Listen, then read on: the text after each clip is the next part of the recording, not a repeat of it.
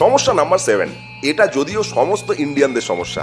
আরে ঠিক আছে চলে যাবে মেন্টালিটি, এই ভোকালটা গানের সাথে মানাচ্ছে না, ঠিক আছে চলে যাবে। লিডের টোনটা আরেকটু অ্যালাইন হতে পারতো, আরে ঠিক আছে চলে যাবে। একটা মেটাল সং বানালো দুর্গা ঠাকুরের উপর, কারণ সেটা নাকি দুর্গা পুজোতে হিট হবে। দুর্গা পুজোর গানে মেটাল চলে না বস।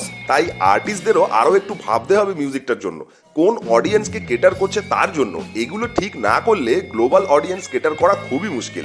সমস্যা নাম্বার 8, আমরা নিজেরাই। আমরা শুধু কম্পেয়ার করি। একটা গান লেখা, মিউজিক বানানো 2 মিনিটে ম্যাগি বানানোর মতো নয়, এটা মানুন। প্রতিটি ব্যান্ড তাদের মতো করে কিছু ইউনিক বানাতে চায়। আগে তাদের শুনুন, ফিল করার চেষ্টা করুন। হতেই পারে ভালো লাগলো না, বাট প্লিজ কম্পেয়ার করবেন না, উল্টে তাদের ভ্যালু করুন, এনকারেজ করুন। যারা শুধু কভার প্লে করে বলছে তারাও ব্যান্ড, আর আমরা টিকিট কেটে দেখতে যাচ্ছি আর বলছি বাহ বাহ দারুণ বাজালো, কিন্তু বুঝতে হবে কি বাজালো সে, নিজের কিছু নয়, অরিজিনাল কিছু নয়। তাই যারা চেষ্টা করছে কিছু অরিজিনাল করতে, তাদের শোতে যান, সাপোর্ট করুন।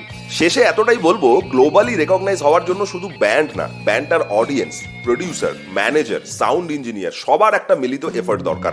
সোশ্যাল মিডিয়া অ্যালগোরিদম হয়তো পুশ করবে না কোনো বাংলা ব্যান্ডের মতো রিজিওনাল মিউজিককে, তাতে অডিয়েন্স হিসেবে আমাদের কোনো হাত নেই, কিন্তু আমরা নিজেরা তো একটু চেষ্টা করতে পারি, আরো বেশি সাপোর্ট করে, ভ্যালু করে, আরো ইনভলভ হয়ে, তাই না? কমেন্টে জানান আপনার মতামত, বাংলা ব্যান্ড কেন এখনো ওয়ার্ল্ড স্টেজে পৌঁছতে পারেনি। দেখা হচ্ছে পরের ভিডিওতে।